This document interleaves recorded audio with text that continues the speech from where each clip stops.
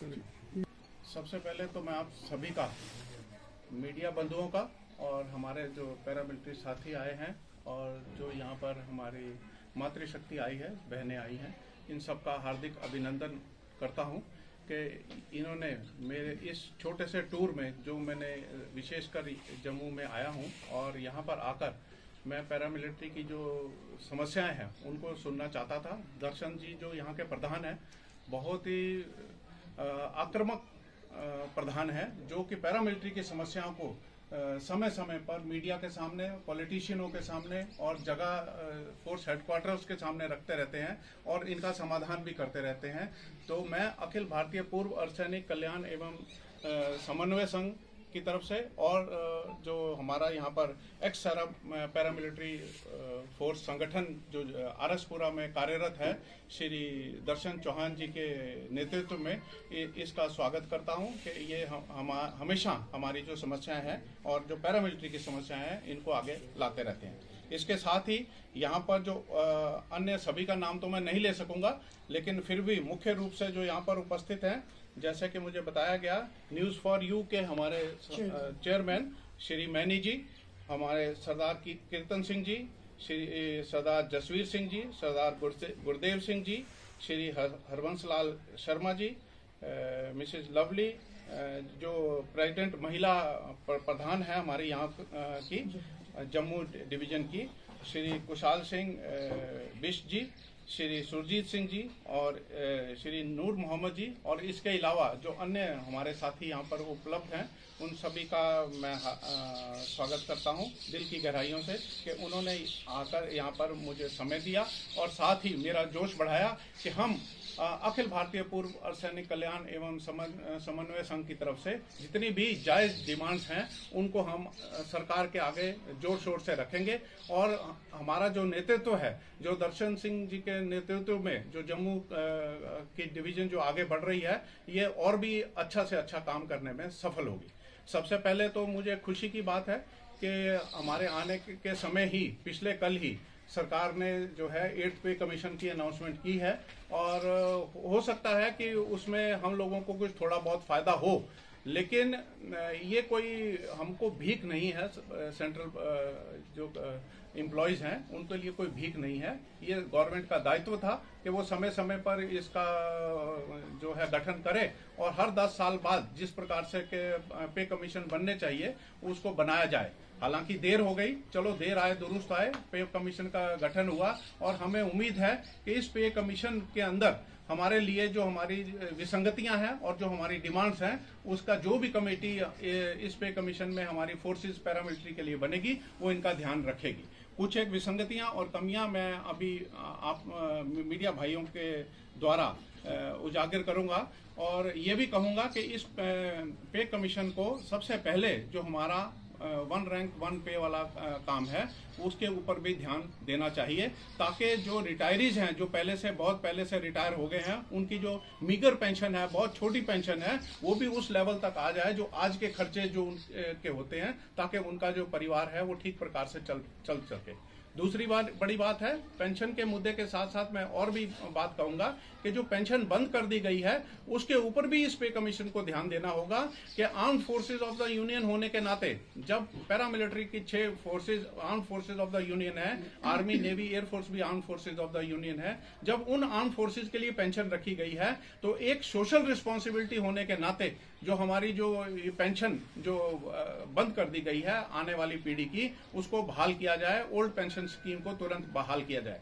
इसके अलावा जो हमारी सीजीएचएस की फैसिलिटी है वो हमारे को बहुत मीगर है, बहुत कमजोर है, जगह जगह पर एफिलिएशन नहीं है, हॉस्पिटल जो है एम्पैनल्ड नहीं है, किसी स्टेट में 1 हॉस्पिटल एम्पैनल्ड है, किसी में 2 हैं, सीजीएचएस डिस्पेंसरियां दूर दूर हैं और जो खर्चा जो उसके कार्ड धारक नहीं है उनके लिए सिर्फ 1000 रुपए का मासिक भत्ता दिया जाता है, जो कि इतना कम है कि अगर एक विजिट भी डॉक्टर की जाए तो 1000-1500 उसकी फीस होती है, बाकी दवाइयां तो वो कहां से लाएगा। तो जिस इलाके में सीजीएचएस डिस्पेंसरी नहीं है उसमें जो 1000 का जो मासिक भत्ता है उसको बढ़ा के कम से कम 10,000 किया जाए, ताकि लोग उसका इस बढ़ती उम्र में जो 70 साल के 80 साल के हो गए हैं, जो कहीं आने जाने में सक्षम नहीं है, वो ठीक प्रकार से वो दवाइयां लेकर अपना जीवन यापन करें और गर्व से जो है अपनी जिंदगी जी सकें। इनका हमारे साथ ना तो कोई लेना देना है, ना इनका कोई दिली संबंध है कि ये हमारी दिल से इज्जत करते हो। ये हमको यूज एंड थ्रो की पॉलिसी पैरामिलिट्री फोर्सेस को करते हैं कि इनका इस्तेमाल करो और इनको फेंक दो।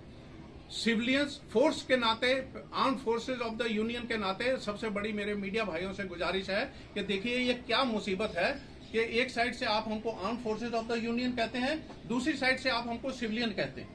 सिविलियनों की तरह आप पेंशन बंद कर देते हैं, आर्म फोर्सेज की तरह से आपको हमको यूज करते हैं। यूएन ड्यूटी हम लोग करते हैं, नेशनल ड्यूटी हम लोग करते हैं। अभी छत्तीसगढ़ में क्या क्या हो रहा है आप लोग देख रहे हैं। इलेक्शन ड्यूटीज हम करते हैं, वीवीआईपी ड्यूटीज हम करते हैं, डिजास्टर मैनेजमेंट हम करते हैं, इलेक्शन ड्यूटीज हम करते हैं। कौन सी ड्यूटी है जो हम लोग जो है सिविल एडमिनिस्ट्रेशन और आर्मी के साथ मिलकर नहीं करते। पिछले 30 साल में जब से peace time, so called peace time चला हुआ है, 70% ऑफ जो मार्टियर्स हैं वो पैरामिलिट्री संगठन के हैं। लेकिन उन मार्टियर्स होने के बाद भी एक बॉर्डर के ऊपर 2 सोल्जर अपनी जान देते हैं, एक आर्मी का है, एक पैरामिलिट्री का है, दोनों के बीच में भेदभाव है। ये भेदभाव क्यों? क्या उनके लिए कोई पैरामिलिट्री के लिए गोली अलग बनी थी? जब वो एक ही दुश्मन की एक ही गोली से शिकार हुए हैं तो उनके साथ किसी भी प्रकार का भेदभाव नहीं होना चाहिए। हर प्रदेश एडमिनिस्ट्रेशन, हर प्रदेश अपनी अपनी नीतियां बनाता है। कोई 10,000 देता है, कोई 10 लाख देता है, कोई 1 करोड़ देता है, और पैरामिलिट्री के लिए अलग है और आर्मी के लिए अलग है। ये तमाशा हमारी समझ में अभी तक नहीं आया है कि ये क्यों हो रहा है और क्या हम सिविलियन हैं। गवर्नमेंट को सबसे पहले बताना चाहिए कि आप सिविलियन हैं कि आप आर्म फोर्सेज हैं। अपने ही ऑर्डर को वो बाईपास कर देते हैं, उनको पता नहीं है कि हम कौन सा मंत्रालय से इन फोर्सेज के लिए क्या ऑर्डर निकालते हैं। दूसरी बात, दुनिया में सबसे अजीब स्थिति हमारी पैरामिलिट्री फोर्सेज की है जो 2 सेट ऑफ रूल से गवर्न किए जाते हैं। सीसीएस से भी गवर्न किए जाते हैं और फोर्स एक्ट से भी गवर्न किए जाते हैं। भाई जब फोर्स एक है आर्मी की तरह, आप उसके लिए एक सेट ऑफ रूल बनाइए ताकि वो गवर्न हो और उनको उस रूल्स के माध्यम से क्या फायदे लेनी है वो ठीक जगह पर अप्रोच कर सके। क्योंकि जब पैरामिलिट्री का आदमी कहीं अप्रोच करता है पोस्ट रिटायरमेंट तो उसको बोल दिया जाता है आपके लिए सीसीएस लगेगा। जहां पर उसको फायदा देना होता है तो वो उसके लिए फोर्स एक्ट लग जाता है। तो मतलब फायदा नहीं देना है। दोनों प्रकार की भ्रांतियों के अंदर हमारे फोर्स के मेंबर्स को उलझाए रखना है, जिससे कि वो जीवन पर्यंत वकीलों के, कोर्ट्स के और डिपार्टमेंट के चक्कर में उलझते रहें और उनको कभी भी कोई फायदा ना मिल पाए। एक्स सर्विसमैन का सीएपीएफ का स्टेटस है वो हमको नहीं दिया जाता। सेंट्रल गवर्नमेंट ने अपने माध्यम से चीफ सेक्रेटरी को लिखा है, कई बार लिखा है, लेकिन स्टेट गवर्नमेंट इसको सुनने को तैयार नहीं है। और इससे क्या होता है कि हमारी जितनी भी फैसिलिटीज, जितनी भी फायदे सेंट्रल गवर्नमेंट स्टेट गवर्नमेंट को भेजती है वो सैनिक कल्याण बोर्ड आर्मी मैन के लिए यूज कर लेता है। वो हमारे बड़े भाई हैं, हमको उनसे दुश्मनी नहीं है, लेकिन हमारे सारे फायदे उधर चले जाते हैं। इसलिए चले जाते हैं। मैं कल भी हिमाचल प्रदेश के वेलफेयर मिनिस्टर के पास बैठा था। वो यही बात होती है कि वो जो वेलफेयर मैयर ऊपर से आए हैं आपके लोगों को कैसे दिए जाएं, क्या प्रोसेस है, आपके लोगों तक कैसे पहुंचा जाए। आपकी एसोसिएशनें कमजोर हैं, आप सब लोग इकट्ठा नहीं हैं। स्टेट गवर्नमेंट के पास और सेंट्रल गवर्नमेंट के पास, किसी डीजी के पास भी आज तक, किसी भी फोर्स के डीजी के पास आपकी जो संख्या है, रिटायरीज की संख्या प्रॉपर नहीं है, नाम एड्रेस नहीं है। तो आपके वेलफेयर में मैयर आप तक कैसे पहुंचाए जाए। तो इसीलिए मैं मीडिया बंधुओं से दरखास्त करूंगा कि वो हमको पहचाने, हर सैनिकों को पहचाने, क्योंकि जो भी हमारी उपलब्धि होती है, जो भी काम होता है, हम भी गर्व से जीने के अधिकारी हैं और गर्व से मरने के भी अधिकारी हैं। हमको अपनी जो गौरवशालीन हमारी जो सभ्यता है, जिसका हम काम करते हैं, हम शरीर में खून की भांति बहते हैं।